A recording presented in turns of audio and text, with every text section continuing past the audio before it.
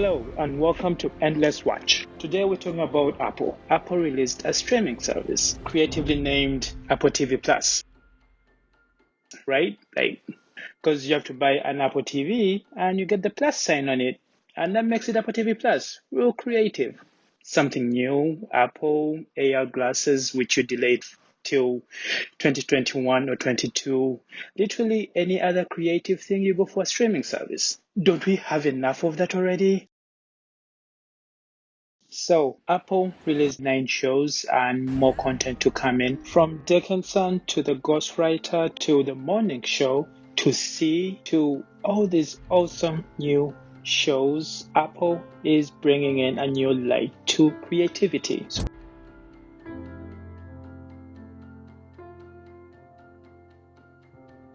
So why are we here? We are going to find out if Apple can win the streaming wars. The facts mainly fall into 4 categories: cost, network, budget, and partnerships. That's where everyone falls right now. So the first question is cost. How much does Apple cost? Well, Apple TV Plus costs about $5. However, you can get it free if 1, you're an Apple user, 2, you're willing to buy a new device. You get it free if you buy an Apple device. Netflix's best cost is $9 a month. You get a crazy chunk of content. However, most of that content is leaving within the next year or 2. So think about it. Within the next 12 months, if you bought an Apple product, you get Apple TV Plus for free, and you get a 1 year for Apple to build its content. That is new, interesting content that you're getting free for 1 year. On the other hand, if you pay $9 a month on Netflix, yes, you have a crazy chunk of content which is already living. So at some point within this very year as well, you're going to be losing interesting content that you can't watch. And if you can't get all content and you have to focus on a new content, Netflix is not the best at releasing new interesting shows. I mean, it does new shows, but out of the 10 it gets out a month minimum, you'll find maybe 3 which are interesting. So at that point, is it really worth it? Yes, it is. Yes, it actually is really worth it, because 3 out of 10 is actually really good odds for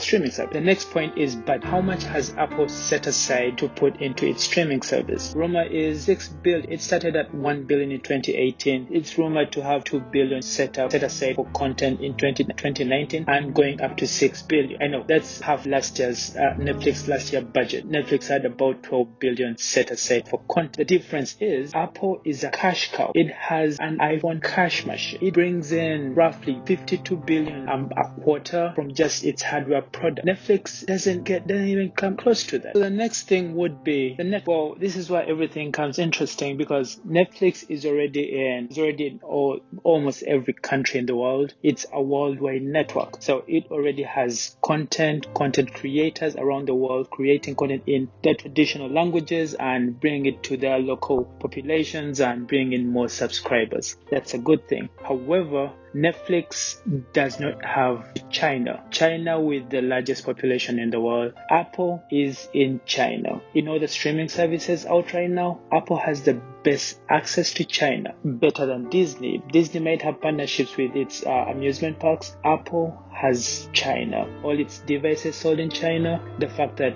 Apple TV was released worldwide, including China. That means if the deal applies, which it does apply, if you go to China and you buy an iPhone in China, you're getting the 1 year subscription. Picture that unlimited number of subscribers in China. Apple just might become the big contender in the big kahuna, if I may, in China. So then the question would be, how does that affect Netflix? Well, Apple can get into China, get creators in China. So the last factor would come down to partnerships. Partnerships come hand in hand with content. Netflix has an unlimited number of content set up all around, unlimited partnerships with most content creators all around the world, a huge number of studios and studio partnerships all around the world. And all of these are bringing good content, well, at least above average content, not bad content. Let's go with not bad content, because not everything you watch on Netflix is actually good. On the other hand, Apple is just beginning, and Apple went with the best strategy anyone could think about. It went with the big kahunas of content. J.J. Abrams, Ron Howard, M. Night Shyamalan, big kahunas are the ones who are creating content for Apple. And this is just the beginning. This is just the first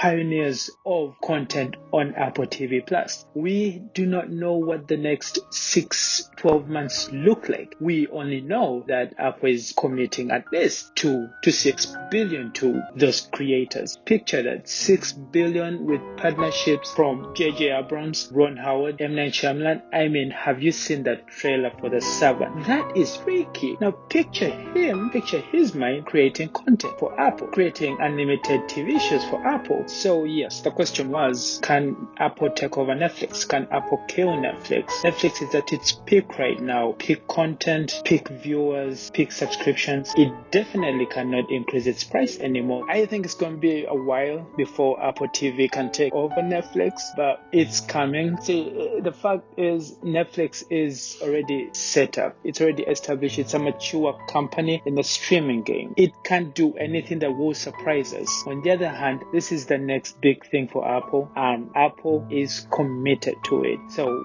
Netflix, you better watch out. Like Blockbuster before you might be next.